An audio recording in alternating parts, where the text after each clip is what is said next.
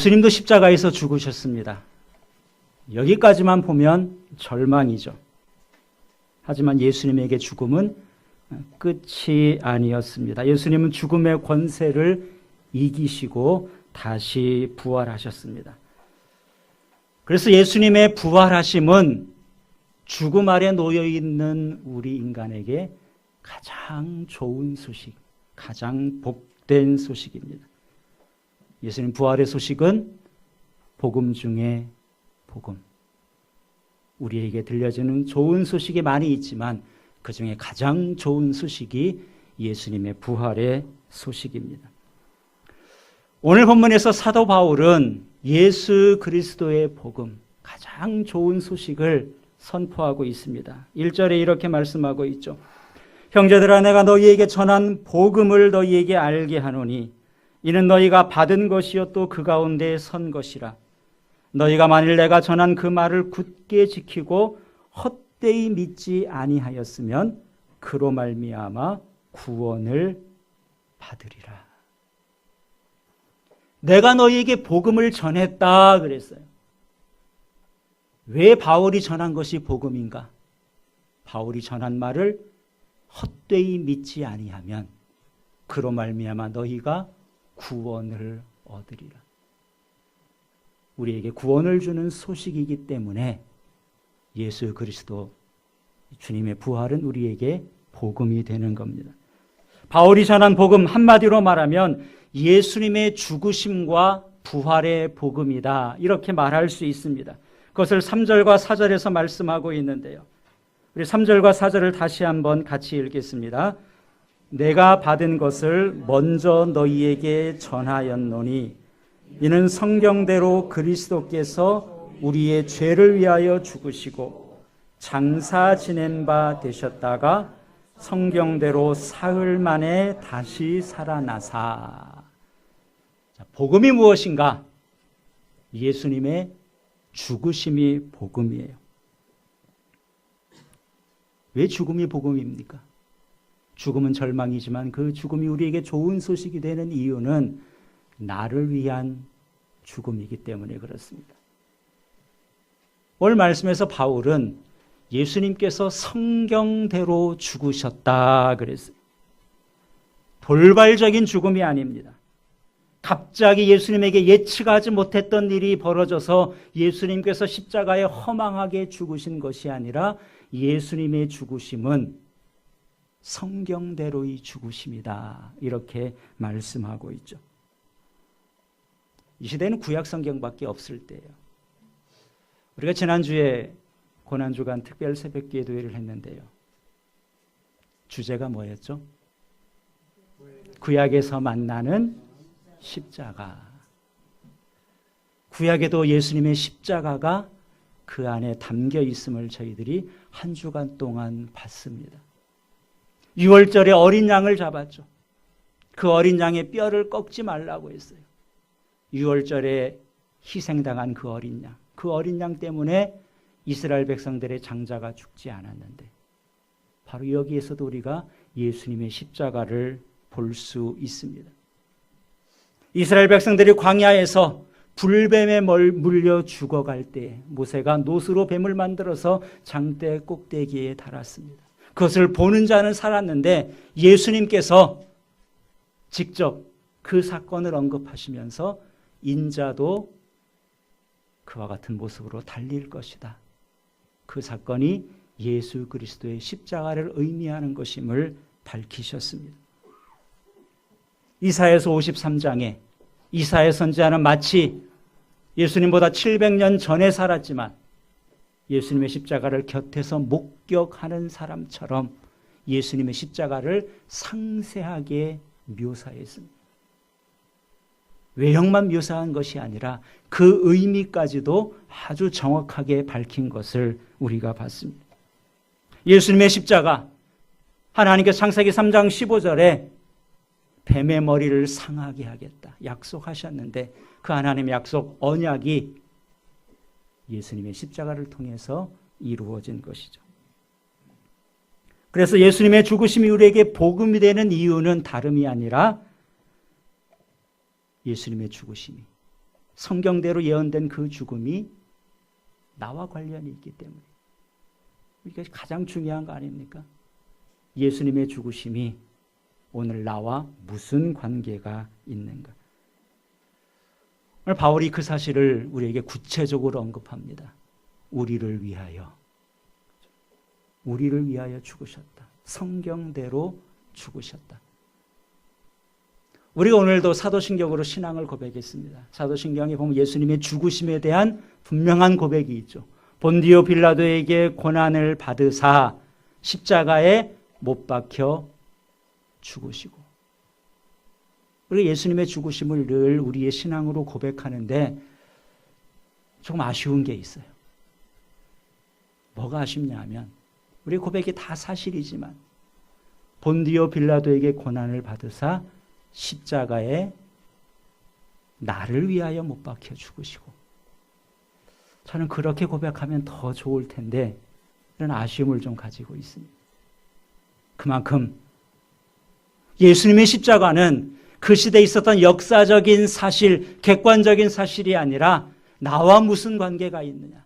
나를 위해 죽으셨는데 성경대로 하나님께서 약속하신 그 죽음이 그대로 이루어졌다는 겁니다. 그래서 예수님의 죽으심이 우리에게 복된 소식, 복음이 되는 것이죠. 두 번째로는 예수님의 다시 사심이 복음입니다.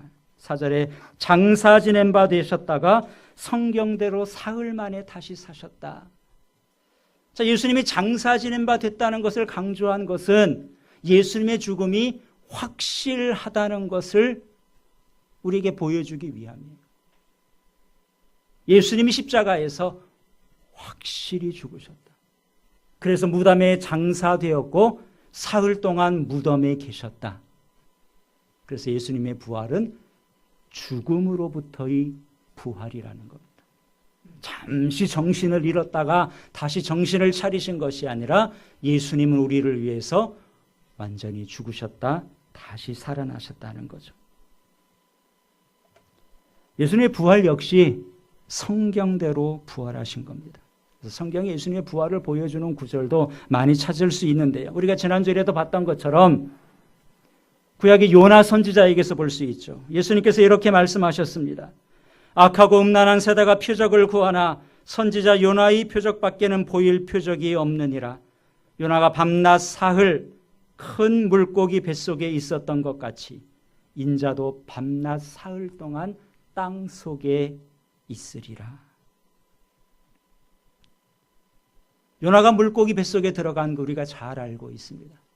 근데 요나가 물고기 뱃속에 갇혀서 그걸로 끝난 것이 아니죠. 밤낮 사흘이 지난 다음에 요나는 다시 니느웨에 가서 복음을 전했습니다. 예수님이 요나 선지자의 사건이 하나의 표적, 예수님이 보여줄 표적이라고 하셨어요. 예수님도 죽음으로 끝나는 것이 아니라 다시 사실 것을 요나 선지자를 통해서 구약에서 우리에게 보여주셨다는 거죠. 또 구약의 절기 가운데 초실절이라는 절기가 있습니다. 초실절은 뭐냐면 유월절이란 절기를 우리가 잘 아는데 유월절은 일주일 동안 지키는 절기죠. 유월절을 일주일 동안 지키면서 안식일이 돌아오고 안식일 다음 날이 돌아오는데 그 유월절 기간에 안식일 다음 날 첫 이삭 한 단을 하나님께 가지고 가서 그것을 드리는 날. 그래서 유월절 기간 중에 돌아오는 안식일 다음 날을 초실절이라고 합니다. 이 초실이라는 말은 첫 열매라는 뜻이죠. 레위기 23장 10절에 이렇게 말씀합니다. 너희의 곡물을 거둘 때에 너희의 곡물의 첫 이삭 한 단을 제사장에게로 가져갈 것이요. 제사장은 너희를 위하여 그 단을 여호와 앞에 기쁘게 받으심이 되도록 흔들되 안식일 이튿날에 흔들 것이며. 곡식 한 단을 안식일 이튿날에 제사장에게 가져가는 거예요. 그럼 제사장은 그 이삭 한 단을 받아서 높이 들어 흔듭니다. 그래서 이것을 흔들 요자를 써서 우리는 요제, 흔들어서 드리는 제사를 유제라고 불러요. 이 첫 이삭 한 단을 드리는 절기가 초실절인데 6월절 기간 중에 돌아오는 안식일 다음 날이에요. 우리 예수님께서 금요일에 돌아가셨죠. 안식일을 무덤에 계시고 안식일 다음 날 새벽에 부활하셨는데 예수님이 부활하신 안식일 다음 날에 첫 이삭 한 단을 하나님께 높이 들어서 흔드는 겁니다. 흔든다는 것은 뭐겠어요? 6월절 어린 양으로 죽으신 예수님께서 다시 살아나셨다. 그것을 의미하기 위해서 곡식 한 단을 흔드는 것이죠. 여러분 오늘 본문 15장 20절을 한번 보시기 바랍니다.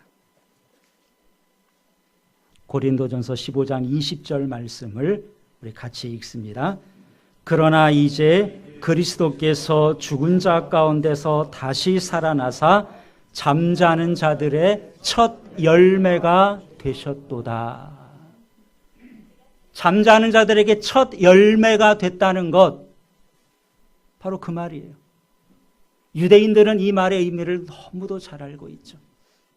예수님께서는 첫 열매가 됐다는 것.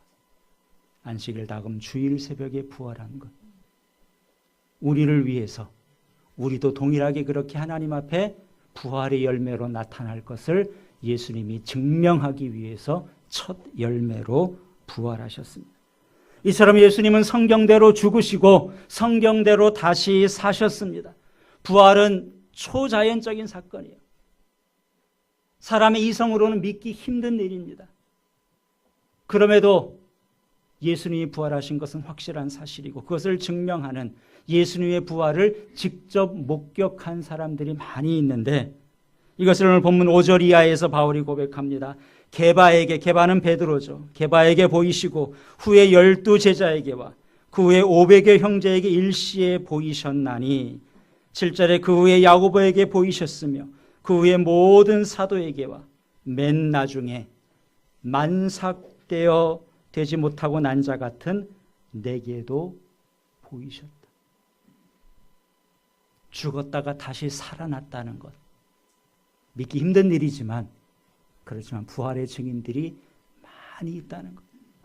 내가 직접 보고 나도 부활의 주님을 목격하고 너희에게 전했는데 왜 이것을 믿지 못하느냐. 당시 고린도 교회 안에 부활을 믿지 못하는 사람들이 많이 있었습니다. 그래서 오늘 12절에 이렇게 말씀하죠. 그리스도께서 죽은 자 가운데서 다시 살아나셨다 전파되었거늘 너희 중에 어떤 사람들은 어찌하여 죽은 자 가운데 부활이 없다 하느냐.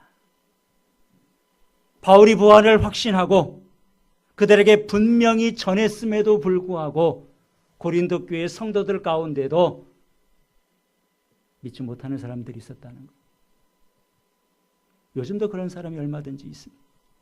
그래, 예수님의 죽으심, 그 역사적인 사실이고 사람이 죽었다는 것은 뭐 당연한 이치니까 내가 그거는 믿겠다. 근데 어떻게 다시 사냐? 그건 믿지 못하겠다. 이런 사람들이 지금도 많이 있어요. 여러분, 예수님의 부활은 믿으면 좋고 못 믿으면 할 수 없고 그런 문제가 아닙니다. 선택 상황이 아니고요. 죽으심과 부활은 분리해서 생각할 수 있는 문제가 아니에요. 죽으심은 믿는데 부활은 못 믿겠다. 그럼 아무것도 아니에요. 부활이 없으면 기독교는 무너집니다. 물론 예수님의 십자가가 중요해요. 십자가 기독교의 중심에 있고 기독교를 상징하는 것이 십자가인 것은 분명한 사실입니다. 그러나 십자가로 끝이면 아무 의미가 없죠. 예수님의 십자가는 텅 빈 십자가입니다. 예수님이 그곳에 지금 계시지 않아요. 예수님은 무덤에도 계시지 않고 예수님은 지금도 살아계시고 우리와 함께 하시는 주님이십니다. 그럼 부활이 없이는 십자가도 의미가 없다. 오늘 17절에서 이렇게 고백을 합니다. 17절 말씀 함께 읽습니다. 그리스도께서 다시 살아나신 일이 없으면 너희의 믿음도 헛되고 너희가 여전히 죄 가운데 있을 것이요. 죽으심만 있고 부활이 없다면 어떻게 되는가? 예수님이 여전히 무덤에 계신다면 그 죽음도 헛된 죽음이라는 거예요. 예수님이 여전히 무덤에 계신다면 나를 위해 죽으셨다는 그 사실도 우리에게 결코 복음, 좋은 소식이 될 수 없습니다. 왜냐하면 우리는 여전히 죄 가운데 있을 것이기 때문입니다. 예수님 부활하셨기에 우리에게 소망이 있는 것이고, 부활하셨기에 죽으심과 부활이 우리에게 복음이 되는 것이죠. 우리가 부활절 예배를 드리고 있습니다. 여러분 어떻습니까? 예수님의 부활을 확실히 믿으십니까? 여러분 아멘 하셨는데요. 여러분 예수님을 부활을 믿는 것, 머리로 믿는 것, 그것이 전부이면 안 됩니다. 아멘 했는데 입술의 고백으로만 그쳐서도 안 되고요. 중요한 것은 부활을 믿는 그 믿음이 우리의 삶 속에 드러나야 됩니다. 좋은 일이 있으면 벌써 표정에 드러나잖아요. 숨기기가 쉽지 않습니다. 좋은 일이 있으면 왠지 모르게 힘이 나는 게 사실이에요. 살아계신 주 나의 참된 소망. 그 다음 뭐예요? 걱정 근심 전혀 없네. 두려움이 사라지네. 부활을 믿는다면 이런 앞에 거와 앞뒤가 같아야 됩니다. 나는 부활은 믿는데 걱정 근심이 많고도 많다. 앞뒤가 안 맞는 거예요. 사랑의 주 내 갈 길 인도하니. 그 다음 뭐예요? 내 모든 삶의 기쁨 늘 충만하리. 뒤에도 아멘인가요? 부활은 아멘인데 내 삶에 기쁨이 충만하지 않다면 우리의 신앙은 아직 온전한 부활 신앙이 아닙니다. 부활에 대한 믿음이 우리의 삶으로 드러나야 돼요. 오늘 성찬식을 합니다. 이 성찬식을 통해서 예수님의 죽으심과 부활의 복음, 이 복음을 다시 한번 깊이 묵상하고 하나님께 감사하고 이 신앙으로 다시금 무장하는 그런 귀한 시간 되시기를 우리 주님의 이름으로 축원합니다. 기도하겠습니다. 나를 위해 죽으시고 나를